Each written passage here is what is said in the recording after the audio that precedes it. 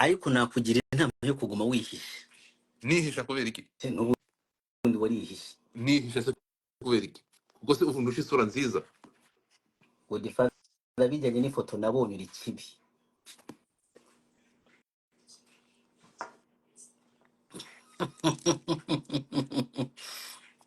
Ibyo ni iki?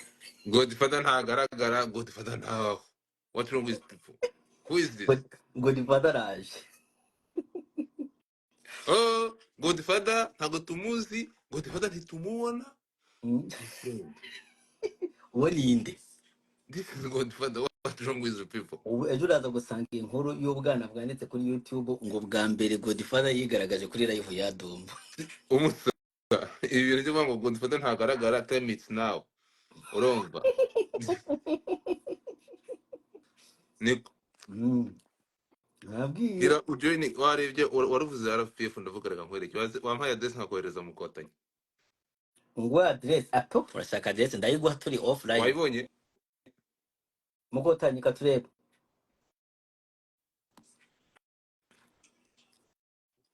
Ntabwo nyireba neza rega amatara n'icyatsi. Wane mu Kotanyi?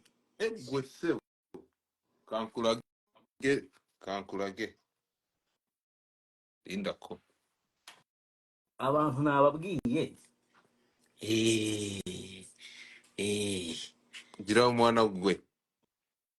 Abantu ndimo ndababwira ati ikintu cyonyine Ddumba njyewe nshobora kwivugira nkavuga ati iki ngiki cyo tuba dushyize ku ruhande ni RPF Nkotanyi, ibisigaye byose ibyo nshaka nibyo nikorera. Ako kana. Ibisigaye byose ibyo nshaka nikorera iyo kuyemo RPF Nkotanyi iyo tugiye mu bintu byo kuba inkotanyi aho ngendera ku mategeko y'inkotanyi. Urumva? Ni kugendera ku mategeko ubundi hagashya. Ni ukugendera ku mategeko ya gikotanyi ubundi iyo tuvuye mu bintu by'inkotanyi na RPF ibindi byo nshaka nibyo nikorera. Ako kana. Uwo nzindutse mu gitondo nkashaka gutukana niwo ntuka uretse ko ntatukana gitukana nasabye n'imbabazi ngewe. Oya gutukana kuri ntago byari byiza ubundi gira gutya urumva ariko ntabwo wigeze gutukana. Ntabwo natwe nararakaye. Wararaka wigeze gutuka watutse nde. Oya ntabwo utukana urarira. Wese uratukana urarira umusa. Ngize gutya ndavuganira kaniyereka abanyarwanda urumva imyaka ishize ari myinshi. Aho Godfather nawe uracyafite amaraso ashuje wakibwa wewe. Dore ibintu uzanye none. Ndavuze ni ubundi nta myaka ijana abahamba baravuga Godfather my friend. Ndavuze reka niyereka abantu. Uzi ikintu ngiye kugukundira nubwo nakwangaza. Kuba nawe watangiye kunyigana wikorera ibyo ushaka. No Ddumba kamubwira ikintu kimwe naje gusangiye isi buriya uramutipe iyi si dutapfuna wisi my brother. Uramutse ugiye kurakarana n'iyi si ntabwo wayitsinda. So be you. Runaka rirutse ngo ndirutse. Urirutse arakurakaje urakabirakaza. Nguraraka. Neda. Runaka arasetse ngo ugiye guseka. Useka iki? Runaka afite amafaranga ngo ugiye kuyasaba. Ako kantu ngo iki?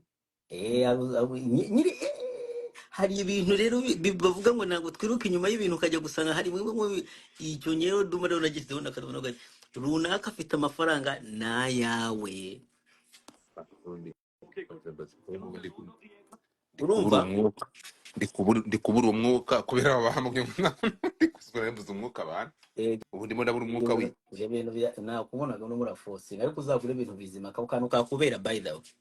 Karakaboro wakabonye no nikazi imana ije na hari ubwo ukoresha gutya ukakambara kameze neza ushobora guhumeka utavuga nkuko nguka wo nkawe ugiye gupfa. Wabyumvishe ko nari kurwana n'umwuka. Ndarwanaga nyingi. Ahandi se ngomeze gute nabona uri gufutura. Ndimo gufutura mfite. Ese mwemerewe kurongora muri iyi minsi? Ari umugore wawe uretse ko abagore bose ari abanje. Ubu ngubu ntabwo uhuye n'umwana asiga hagatoki. Nijoro umugore wanje. Ddumba ko bambwiye ko ufitanye umubano wihariye n'umukobwa bita Shenge wo muri Ottawa. Shenge? Shenge. Umukobwa wamama atagira icyo akora. kurota bako wuzuye ibyana byinshi bidafite icyo bikora byamamaye. she hari babiri, hari kamwe kirabura kameze gasa na ntuza na ntuza gasa na ntuza na nina umugore w'amakonikosho. Sha Urumva? narakubwiye nina twari inshuti, kandi nina yari umuntu wa mbere nashakaga kugira ngo abe inshuti yanjye kuva kera nkiri umwana. Reka nina murangana. Naranduta naranduta reka nkubwire abantu banduta. Ubamenya kuri list. King James. James. Papa Sava. Alex Muyoboke we ni uncle wanjye. Alex Muyoboke ni mukuru. Ni uncle wanjye pe. Nyuma ye ntambara niwe muntu wagiye kuri niwe muntu wagiye muri kaminuza wa mbere mu Rwanda. Yafungiranye na Bayingana. Ariko Bayingana Bayingana ni uncle. Bayingana uzi ko ari mukuru. Bayingana aranduta cyane. Ubundi njyewe nshobora kuba ndi Bayingana uriya nerega Bayingana ni uncle. Buriya yarongoye mu gudamu we n'intuzi. Umuntu tungana neza uribuka Dani wazanye na mukuru wa Nuza, mukuru wa Beni. Baba we uri mukuru bro murangana. Dani murangana.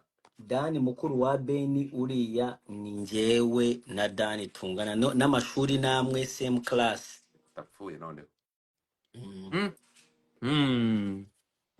Dani ashobora kuba anduta umwaka umwe kubera yaradindiye mu gihe kujya muri pansiyo. Yari umuswa mu ishuri. Oya ntago ndi kumwe nawe. Dani yari umuswa mu ishuri. Yakundaga igitsina ubwo. Urumva? And then niwe tungana neza imyaka, kubera washobora kuba yaravuye Uganda mbere yanjye nza nyuma yinjira ishuri nari ndimo nza musangamo. Ariko Dani aruta Beni imyaka 2. Imyaka 4. No 2. Niwe umukurikira se? Niwe bakurikirana. Ntuza sakaba we. Nuza ari munsi ya Beni. Belinda bundi ntabwo wahuje mama na papa. Cyore. Urumva?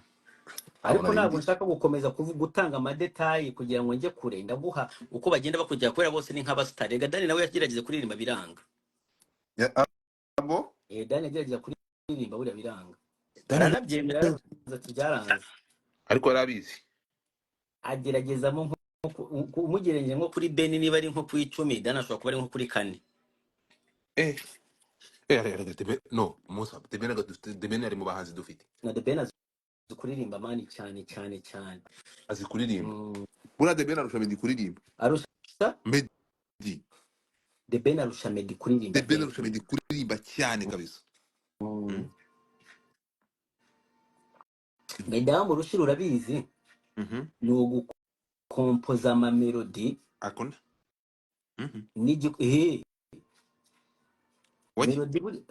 Meddy buri akompoza sana. Meddy arusha Bruce melody na Beni gukompoza.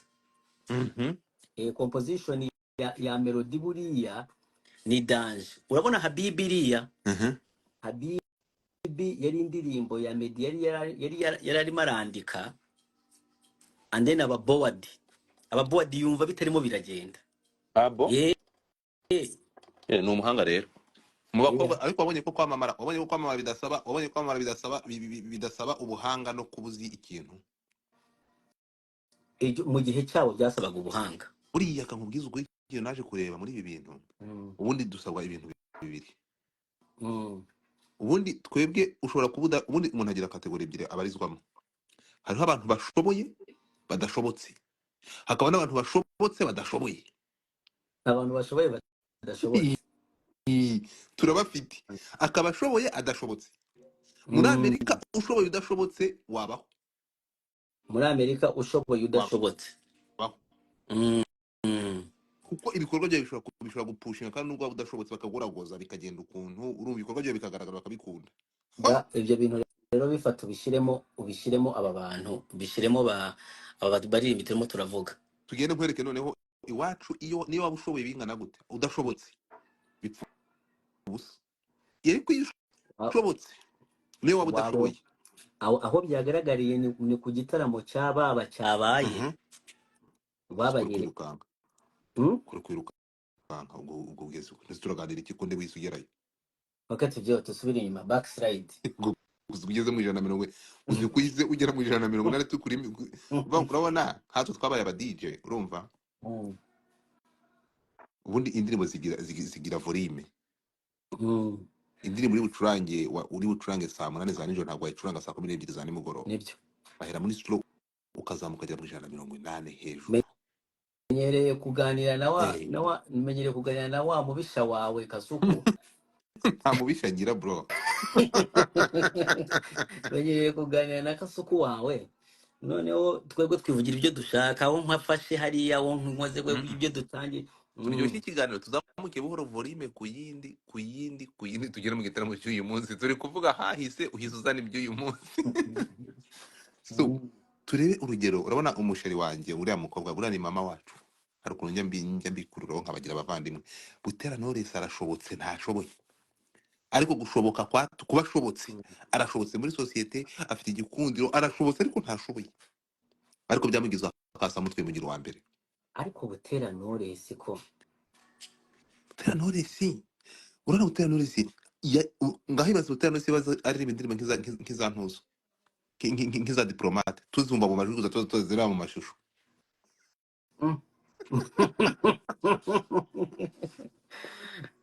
ariko uzi ko wamugane ubu nari narahunze Kasuku ndavuga ati reka nibura nzajye niganirira nawe kubera Kasuku yatumaga abantu banyanga noneho nawe nibyo utangiye no abantu bajya babwira ukuri ntabwo ubwira abantu ukuri fata urumva ubwo ndagiye ubwo Butera Knowless niba yaransukiye n'agati mu byarangiye kandi ntacyo mvuze Banyarwanda ngo murumvise nta kintu mvuze ariko ubu ngubu Butera Knowless arafashe anjugunye muri puberi ndamukunda afite indirimbo yasohoye ejo bundi iyi ndirimbo yasohoye bita uzitabe bro that song is amazing sinzi warayumvishe ariko Butera Knowless azikugwa muri beat ya gakondo buriya iyaza kuba yararimbye gakondo ikibazo se ari kugira audience y'abanyarwanda gusa ariko uyu mukobwa kuri gakondo uzabe indirimbo yasohoye yitaga hari indi yari yakoze mbere bita mwungeri urayizi babyirukanye nk'impanga urayizi waruhanye uwakabone rego nanjye muri iryo nanjye baranarimba bigakunda so Knowless hariya ku kintu cyerekeranye n'indirimbo za gakondo afite ukuntu ajya agoragoza ririya jwi ukaba wakumva gakondo zigoye ziragoye ariko nyine zishobora hanyuma noneho tuveyo bafite ukuntu ni ubuhanga nyine ariko iyo ageze muri izi ngizi zacu urukumva agashaka guhogoza ukajya kumva hari ukuntu kera radiyo wumvaga amabuye akagenda ashuka ngo kigoryi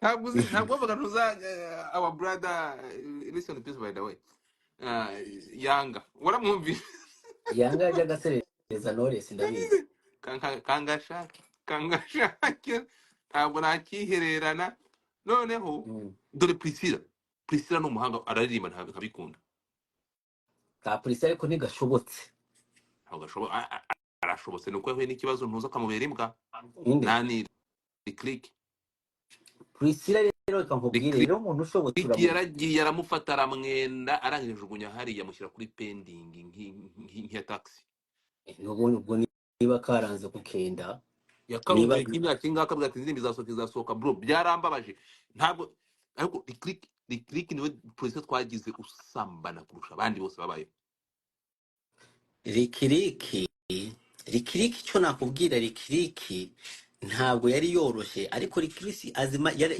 yari azi management bro yahemukiye uzi ko rikiriki ukuyemo Lick muri iyo timu ya The Ben na Meddy nta Ben twari kubaye dufite.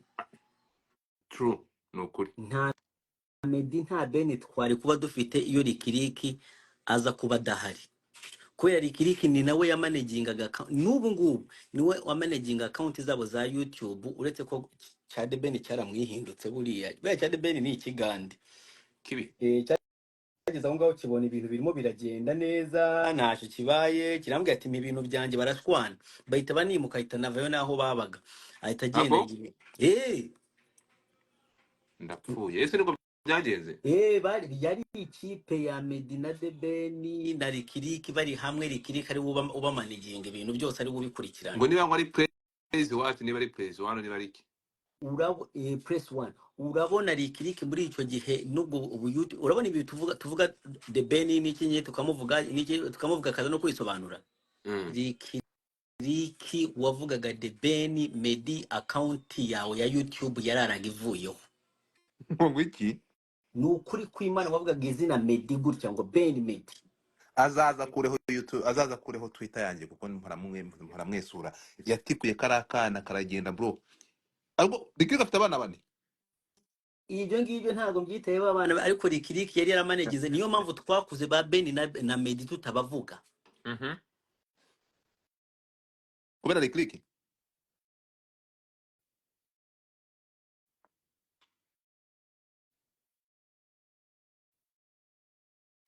Ubwo ndagenda kumureba arimo anampamagara kuri FaceTime, urumva. Ariko abo n'abana mba nabamenyereye Godfather njye b'abakobwa barankunda, urumva.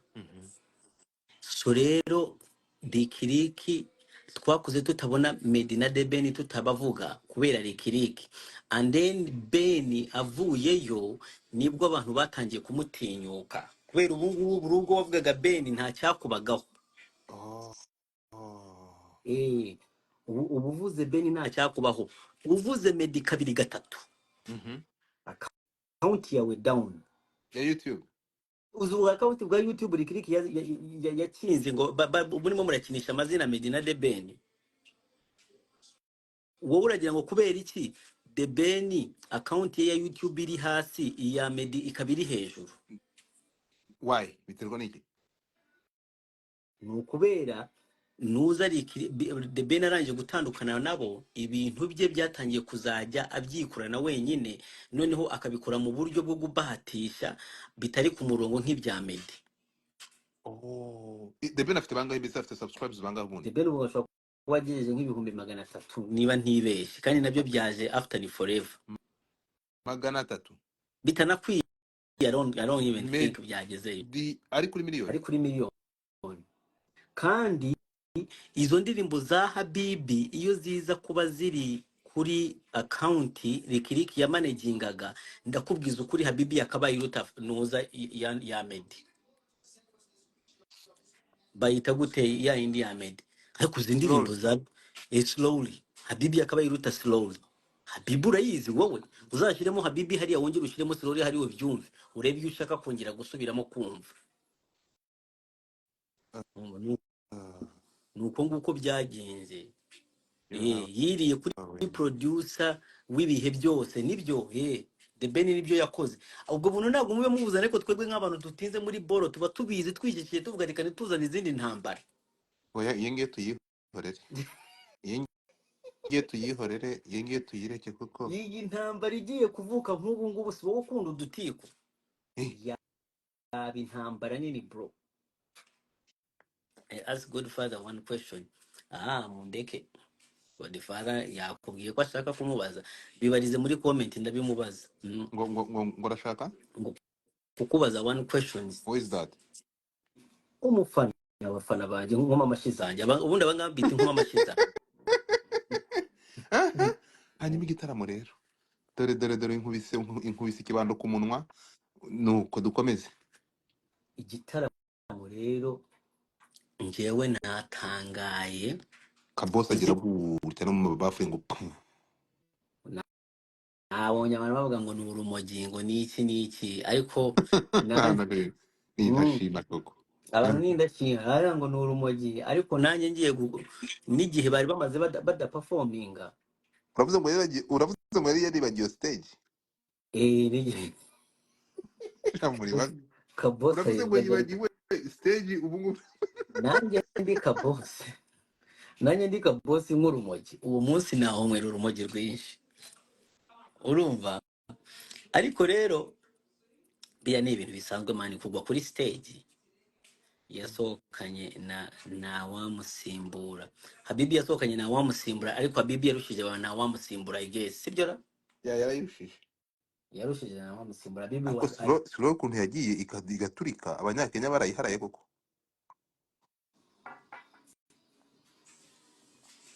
buriya nuko slowly buriya niyo yazanye n'abasabu benshi ba Meddy nka My Voice n'indirimbo kweri nayo uraje hari views Meddy afite ukagenda ukabyumva ukumva I'm in love reka tuvugishe ukuri indirimbo ya The Ben yitwa I'm in love ira ndirimbo niyo yampaye motivation yo kujya muri snow ndakwinginze indirimbo yitwa ya The Ben yitwa I'm in love ukuyemo slowly ukayifata ukayishyira hari ukazana izindi ndirimbo za Meddy nta nimwe yagigira I'm in love oya na I can see what I can see nayo nuko itagize nuko yaririmbiye nta bantu baramenya icyongereza benshi rega abanyarwanda bamenya icyongereza ejo bundi so ndakubwiye I'm in love uyifashe ukayishyira hariya ugakuramo slowly kwa slowly yo ni mega hit ni n'urundi rwego ariko ufashe I'm in love ya The Ben ugakuramo slowly ya Meddy warangiza ugahita uzana ibindi biririmbo bya Meddy ukazajya ubikompara na I'm in love ya The Ben bro nta hantu bihurira I'm in love on top I'm in love I'm in love ni mbi cyane none I'm in love na I'm in love yo muri 1981 man urayizana muri 2024 niwe none kubwira ntabwo ndibona ubigereranye n'ibintu bya The Ben nawe by'icyo gihe bya Meddy by'icyo gihe nanone oya uyu nguru kuvuga gutyo se wacyohewe ninda kuwe kwa indirimbo isaza indirimbo nta nubwo wow thank you nk'ubu ne wavuga ngo se ko turiraza ntabwo indirimbo isaza wabwanga ati indirimbo ihorire indirimbo biterwa n'uburyo ikozemo wakaramatira yiruta mugende mu byumve wowe genda ufata wakaramatira yiruta iki ngiki ni iki negativiste ubu ngiki ni iki ni uyu ni umuyoramase wa Meddy ariko urumva di I'm in love indirimbo yarakoze man I'm in love bro I'm in love ngewe narayumva uzi ko buri gikorwa cyose nagendaga gutereta nafataga akamodoka kanjye nkagenda nashyizemo I'm in love iri inyuma muri background ngo I'm in love baby I'm in love katumvikana neza ira ndirimbo yarakasa mutwe noneho nagera wowe ukajya kubona icyana nkagita kibwe nkakibwira ati ngo tugende ngo tware kuri date ako karirimbo niko kakibindaga je ntabwo nakora ngewe nariye abana b'abarundi bro kubera Burundi bitajya none kuri mu gifungo ariko nariye abana b'abarundi b'abakoreyari bro urumva nta kindi kintu nabarishaga ku kaboro ka I'm in love bro noneho hari ukuntu ibirundi byega byibaza ko ngo icyongereza ari ibintu birenze icyo ibirundi byari bitarayoboka cyane ubwo byananije kumenya ibintu bizi ibyongereza hari ibirundi byinshi no bizi icyongereza ntubizi Abarundi bazi icyongereza rero mu icyo gihe twazizamuriye kuva muri yari bakajya gutura muri Ottawa icyo gihe tukirizamuriye ari icyo gihe Burundi ntabwo byari bizi icyongereza byakumva umuntu arimo aravuga icyongereza bikumva ko ari ibintu bya danje noneho The Ben yari umuntu urenze kuri byo nako kantu yavuga ngo nkaza kubindi kintu ngashyira muri background akarimbo karimo karavuga gake baby I'm in love nkagifata nkagitwa tugende nkurisha inkoko ubwo nabirishaga inkoko y'amadolari 5 bro wavaga yo hasi bwombo Ben uramuzi ariko wowe urakinana na The Ben the Tiger mubi cyane mwebwe ariko musubire muyumva minamo ndabigize niba uri igihungu ufite agakobwa karanze byaranze wegenda niyo waba ufite akaradiyo kanga ka soneteke wowe ugenda wigishaho gucyo ukavuza niyo ndirimbo yandikishije amarangamutima bitewe n'ibyo yagukoreye iyo ndirimbo nasara abareba nkabibwiye indirimbo za Meddy ikibazo zagiraga urakizi se hari ukuntu zose zazaga zimeze nkaho ziri muri style imwe inkoramutima karamata ariko uriya mutipe yaradukomye kugeza ubwo yaririmbye slowly, kugeza igihe yaririmbye slow no oya ariko ariko no buriya Meddy yarafite injyana ye kandi kiriya aha gihe aha kugeza ubwo yaririmbye slowly yahise akora ikintu kiri different, ariko I'm in love yari boro iri ukwayo, ni ubwa mbere twari twumvise ikiboro cyiza kimeze gutyo kiryoshye kiri mu kinyarwanda tu iri mu kinyarwanda I'm in love exactly eh ariko na video yayo yakiragiye yaratwikaga noneho yari afite noneho yashyizemo k'agakobwa sinjya gukunda ibikara uriya kariya kakuriye rubaka urakaze fo kabaye akadamu mbega umukobwa mwiza we, kaba nyirari ndumva impamvu yatuma gukunda iriya ndirimbo no, iriya ndirimbo yari yuzuye video yari mu gihe icyo gihe muri icyo gihe video muri yari icyo gihe muri okay icyo gihe yari video nziza pe, ebana yari nziza kabisa ya video muri kiriya gihe noneho kabutinde nawe yari bura the ben umva ikintu ajya rushya abandi bahanzi kimwe ubu ngubu nubwo yahuye na Pamela akamugambanira akamuhindukiza the ben yarazi kwambika umubiri we ageze mu rukundo ahuma amaso kwambara biranga ariko yarazi kwambika taye kiriya gihe akigera muri Amerika akimara kurya kabiri kakaza kapo The Ben niwe umenya imyenda ya Pamela, ntabwo ari Pamela umenya imyenda ya The Ben, kandi ubundi is supposed to be the vice versa, umugore niwe ugomba kumenya utuntu tubera umugabo. ubu ngubu rero basigaye bambara nka papa sava ntabwo mbikomeje nyine ni urugero ndabazi oya cyapame urabona hari ukuntu umugore urumva areba nk'umugabo ateye ukuntu nkawe somewhere ari nka na crush we yaramubonye akareba n'ukuntu yambaye, noneho cyarangiza kigahita kizi iwawe kigahita kivuga ati sheri aka gashati kakubera, sheri iyi ntuza yakubera, sheri aka gaparufe kakubera. Urabona abagore nyine abagore bazima nyine bakabakubera n'iki njyewe ubwo abanyarwanda simbumva baguma barenganya The Ben ngo ntabwo azi kwambara. Abanyarwanda sinzi niba bazi gahunda y'ibintu by'ubukwe n'iki n'umufasha icyo bimenyesha. Njyewe ntabwo nzongera kuvuga ngo sinzi ngo The Ben ntabwo nzajya mvuga ngo Pamela ntabwo uzi inshingano. oya ariko nawe ntukarenganya ariko reka tuvugisha ukuri sibyo duhindure topic avuga no buretse gato ari guzi ko Pamela aje i Kigali kuri hit ya gisupusupu ngo Pamela aje i Kigali ejo bundi kuri hit ya gisupusupu Pamela aje ejo bundi muri Miss Rwanda 2019 nibwo Pamela yinjiye mu mujyi wa Kigali. Ivyo biratureba waranje kwitevera ukavuga ati ndaza guhagarara mu star wanyu guhamagara umusitari zo uragira ati namwambike rumbiya zo mu Mutara none zo ngo mwambike iki ni ukuvuga ngo pam aje i Kigali ejo bundi nawe siwe yambara mwambike iki yere namwe nuko nyine ahubwo uriya mwana ni umuhanga ari adopta abantu barimo baravuga ngo The Ben aranyishura ngiye kubabroka guys hano ntabwo bajya bavugiraho ibintu bitabaho bitari rero akwishyura iki ngo amafaranga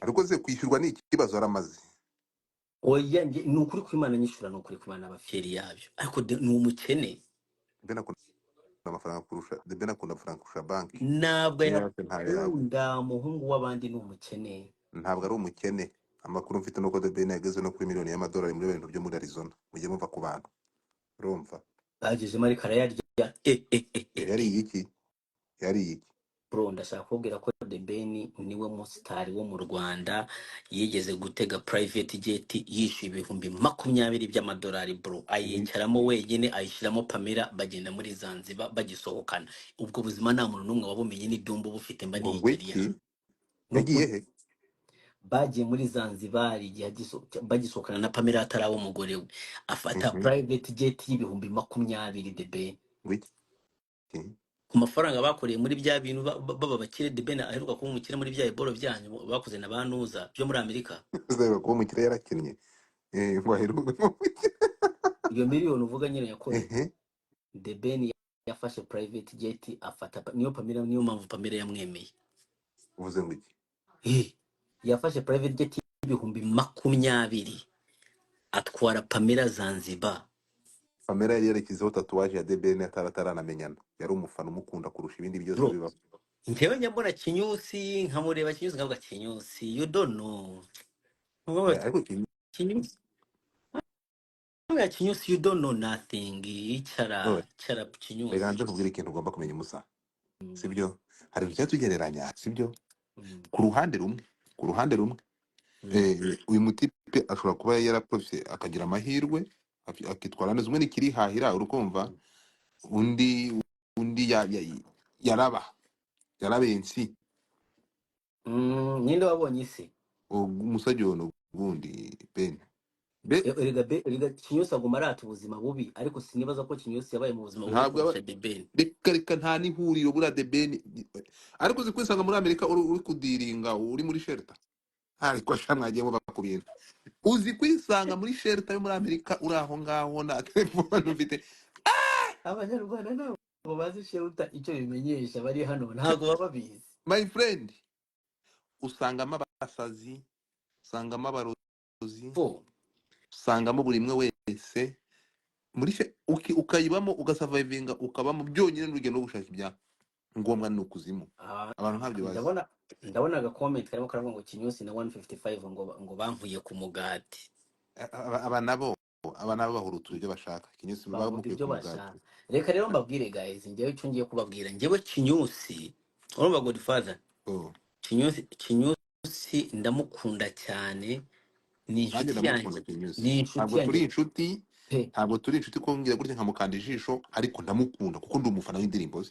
Wese kuri inkoma amashi ya Dekati kandi akaba mwanga. Inde nkoma amashi. Wowe gute hase ngo Dekati yazinduta mu gitondo akamenya ko uri inshuti ya Kinyusi, ni mwabipfa zikuta Ddumba buriya nyine igihe kizagera umenya akasamutwe muri muntu ki. Reka nze, by the way, nashaka kubwira abantu sinzi niba ubizi, mfite application nzayilaunching like next week or in 2 weeks. Application akatamutwe tuzayikorera live nimugoroba abantu bahari kabisa. So ukubona ndikubwira Kinyusi ni umuhanga. Buriya Riderman yabivuze neza, umuntu wese ukunda umuziki ntabwo yakwirengagiza Kinyusi. Kinyusi araririmba mu buryo bwe. Noneho Kinyusi njyewe mukunda nk'umuntu, nkongera nkamukunda nk'umufana. Nge mukunda nk'umufana, ibyo ubumuntu bwe ntabwo mbizi kuko mbona ari kamere. Kinyusi twarumvikanye, ndamubwira ati nituzajya tugenda mu bintu by'akazi ntabwo nzagenda ku ruhande rwawe, nzajya mvuga ibintu uko bimeze. Bishoboka kuba Kinyusi rero kubyerekeranye na personality ye, urumva, I'm not that close and no, he's not that my friend kabisa.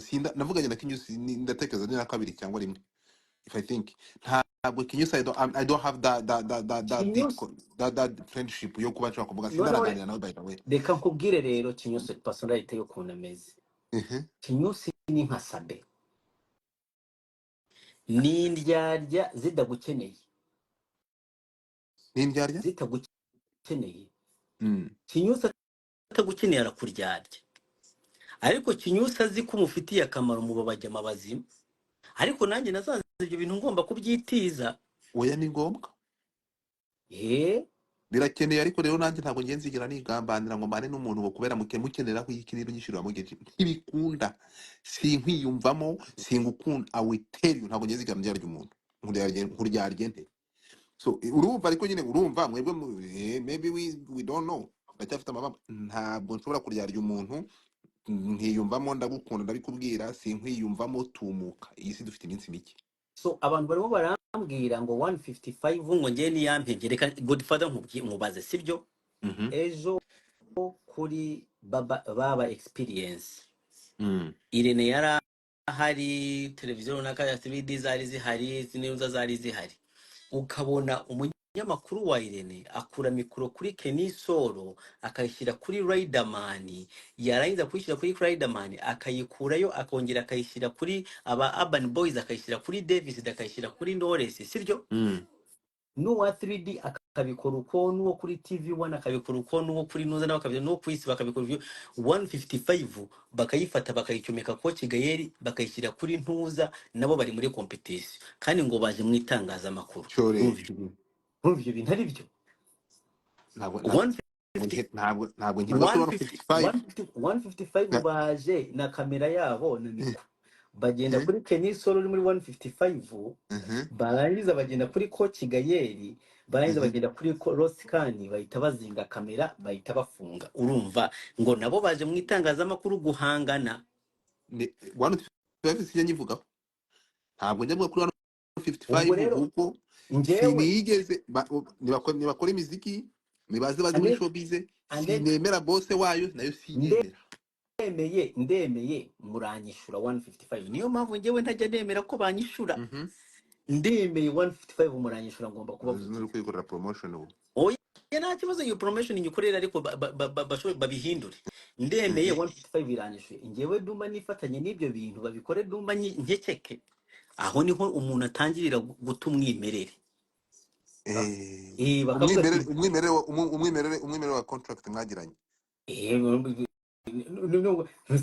abantu niba bafashe ngo ntibanyishuye oya 155 igiye kuba ikinyamakuru cya mbere KGL imagine ubu ngubu ndebera ubu ni Sunday Justin ako Sunday uyu nguyu ni inkoma amashyi ya Gaere kubi uyu nguyu ni inkoma amashyi ya Gaere urumva uyu nguyu akunda ntabwo ari ndakubwira gute yakwiyahura Sunday Justin abo ngabo rero bahozeho abantu baba batazi ibintu aho bijya Sunday Justin yatangiye kuva kera azamo n'ino mihanda ashaka gutwika ariko ntabwo aragera ahantu ashaka kubera ibi bintu ntabwo babikora uko bagomba kubikora Sunday Justin ibintu babikora gutya njyewe Bruce Melody niyo haza gutya n'ubu niyo twavugana na Bruce Melody nabwira Bruce Melody uri inshuti yanjye nk'ubu hari indirimbo yitwa Soweto ugiye gutangira ejo niyo ngiye gukorera nuza niyo nzaba ndimo ndapromotinga ku rwego rw'umufana wa ni ibi 155 by the way Bruce Melody azabivamo Bruce Melody aramutse avuye muri 155 none aha yabahubutse oya njyewe ndimo nakubwira Bruce Melody tuzi ni igiritari ryagiramo ntabwo Bruce Melody muri no kuvuga ngo uyu mutipe ikintu agomba gukora Ddumba Gaere ari kwigaragaza Gaere ni ukuvuga ngo ubundi Gaere arwaye indwara bita yakururu ya disorder yaki yakururu ya disorder iyo ndwara ni ukuvuga ngo ifite abantu bakene attention seeker ni ukuvuga ngo we so kugeza aya masaha Bruce Melody aracyakeneye coach Gaere kuko amatike y'indege aracyahenze ntabwo aragabanuka aracyahenze amatike y'indege aracyahenze Bruce Melody aracyakeneye Gaere ariko Melody nagera gutya uribuka Melody yihinduka abanuza babita gute bababoro bande aboro bari barasayininze bakinije muri Urban Boys ari kumwe na Urban Boys kwantuza kwa yavuyemo asayininga contract arababwiye contract aravuga ngo ubundi ngo wasinye niwe wasinyuye ahita abatahanze niko cyababwiye ikinyusi yaramubwiye ati wasinye niwe usinyura ibi biboro mbivuyemo abisibo urabona babivuga bamusenije ama contract agiye udufaranga twabo mu nyuma ahita babwiye ati bibisi uzamubaze niba isi bari kumwe nayo super level yarababwiye ati wasinye ni wasinyura ngiye ntabwo mbivamo ibi bya 155 n'ibintu bagomba bakora ibi ngibi Bruce Melody azabona atashaka kugumana nabyo ababwira ati ngewe Ddumba umuntu wa mbere watumye ngira n'ubu nguyu munsi ndi gutegura aho ndi kumukoraho inkuru nkazamusoroma neza ni umuntu bita Mike rero nkawe sibyo Mike ntabwo muziho byinshi nubimenya uzagaruka mu mwimerere rero ntabwo uzawuvamo ntabwo muziho byinshi ariko njya numva bamuvuga ni igitangaza ni wowe wafashe imigabane ya ntuza niwe wafashe imigabane ya nani ya Medibit niwe watumye ajya gukora mu mirima y'inkeri mu Bwongereza Mike ngewe simuzi cyane sinzi sinabesha Mike yasohotse kuri Yellow Paper kereka ntusanga mu gikarukamu ariko ubundi ntawe Mike yasohotse kuri Yellow Paper ari mu nzego zikomeye muri Minisante na Kasamutwe yasohotse kuri Yellow Paper azwe ngwiki Mike na Kasamutwe ni muri Ministeri ya Minisante Mike ni nk'umuntu wa kane na Kasamutwe muri miliyoni 3 zirenga z'umushahara ariko miliyoni 3 zirandeba ngewe ariko ujya mubwira uri kumva arashoboye ariko ntashobotse David nakubwiye arashoboye ariko ntabwo ashobotse ese ko icyo adashobotse dukomeze dusubire muri ntuza muri super level nibyo narimo arabwira abantu atanu nimuzajye mundi abantu barareba nibanyumve bakabona uno munsi The Ben ngo ndamuserereje ejo ngo The Ben kandi muvuze neza Bruce Melody ngewe nkora akazi uko bagomba kugakora nukuvuga ngo sasa rero Ddumba uje ubabwira ko umeze ntabwo muri showbiz umeze nk'umuntu uri muri zone neutre. nuko nguko Uvuga muri zone neutre, iyo uri muri zone neutre nta muntu ufite uburenganzira yawo ku gihugu cyo hakurya cyangwa cyo hakuno, uba uri hagati, ni isi itagira nuvuga ngo nibwo butaka busiye budafite aho ubazwa, babyita no man's land. haleluya. So rero abantu bagomba kubimenya abantu rero Ddumba kwa mfite 127 natangiye ari 131 aho abandi biyongera ngewe baragabanuka. Umuntu wamenye wihangane kuba nta bantu baza ni ukuvuga ngo mbonye cyana Kevin Kade yariye ahita atahazi.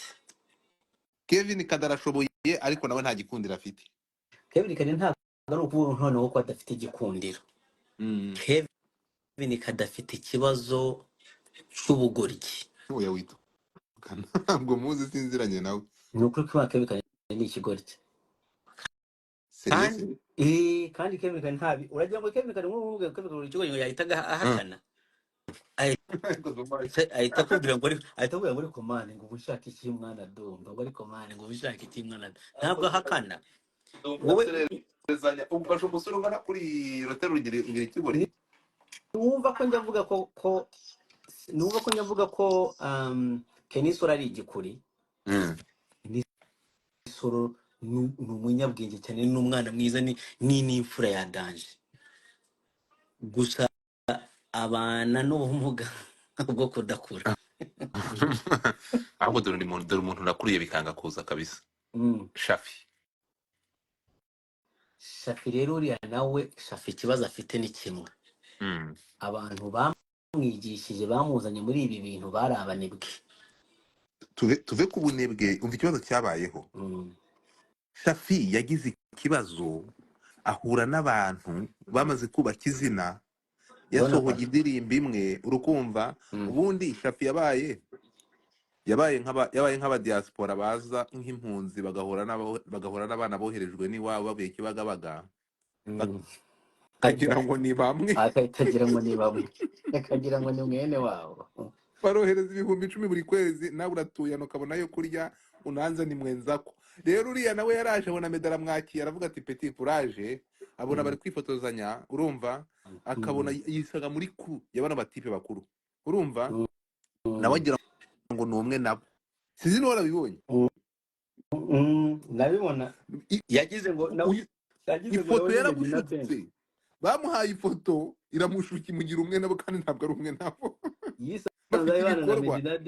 yisanze bajyana na Medinade Ben kurya makido, agira ngo ni bamwe, agira ngo nawe yibagira ko afite akabanga konyine abandi bafite n'akeza. yasohoye indirimbo bita akabanga turayikunda. Urumva nyine we kubera yari afite akabanga konyine nyine yibagirwa ko abandi bafite n'akeza n'ubugari n'iki byose uba afite akabanga gusa. Wacyohewe uravuga ngo nta impunzi ze jewe sindiyo, wibaza ko ibyangombwa sindabibona, sindi impunzi ze wamuginga mvuka Kibagabaga nanjye ndiyo. Urumva Ddumba nuko byagenze. Uyu mutipe nuko byamugendekeye, niryo kosa ryabayeho ubundi. Asigara ari ku mafoto ariko Shafi y'amakuru hari ukuntu ngo buriya ngo yashenguwe n'ifungwa ry'umusangira ngendo se muhanga.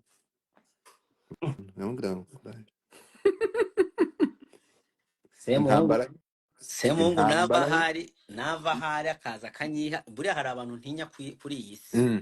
Semungu arimo.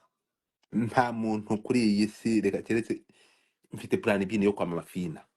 C'est tout.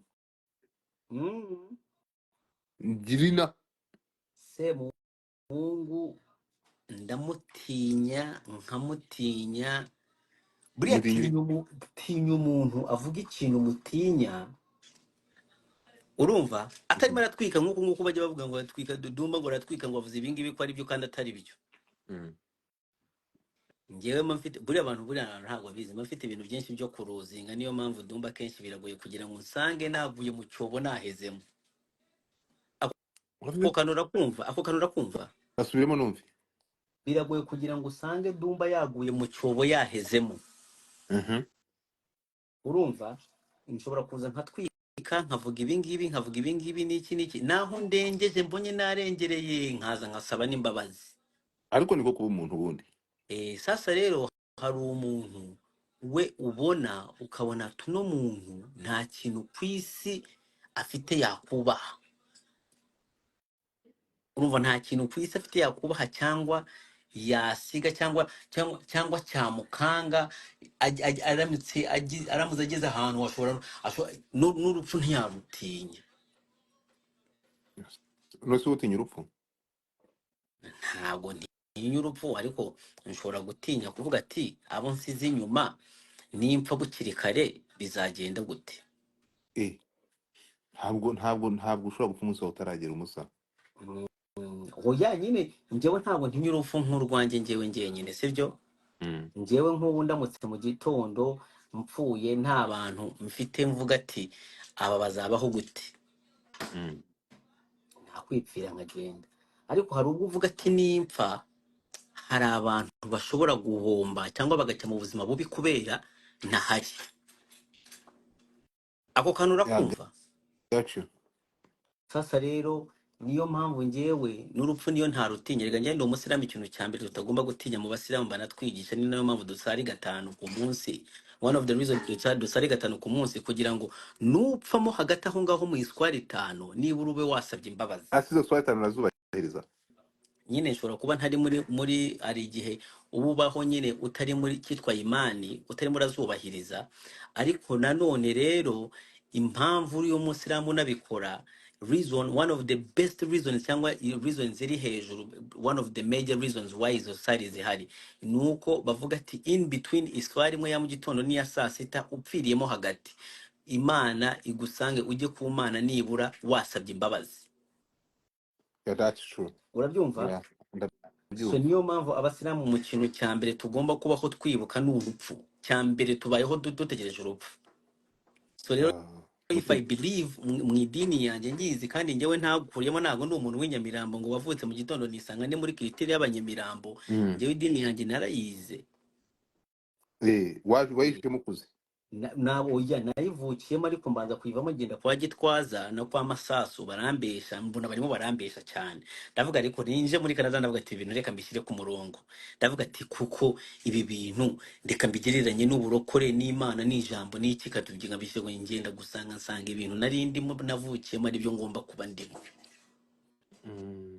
Ni hanarizo nyine mbisoma cyane, ngenda mu madini iki n'ikisoma mpita mbimenya kuko n'ubundi nagumaga nsoma ibintu byinshi. Urumva nkavuga ati ntacyo bimariye, reka manze nsome no ku madini tu. Ngiye nize amadini no muri college nize ikintu cyitwa World Religions, kwiga amadini muri college hano muri Canada. Urumva so rero nicyo tujya twemeramo. Sasa rero hari ukuntu ugenda ukareba nk'umuntu ukavuga tuno muntu ntacyo ahomba completely. Njye nshobora kugaragara nk'umuntu udahomba, ariko mbikoresha ubwenge n'agatwiko cyane ku buryo umuntu ashobora kuvuga ati Ddumba mane ntacyo ahomba, ngo urabona ukuntu aba yitwaye, sibyo? Nta kibazo njyewe n'iri ngibi bikaba ari agatwiko koza ubwenge mfite ni bwinshi cyane. Ejo nshobora kubihindura anytime, ndabihindurira ibiboro. Ukaza ukati ntacyo mpoma ngo katsindwa n'Imana. Aba ndabafite Abanyarwanda.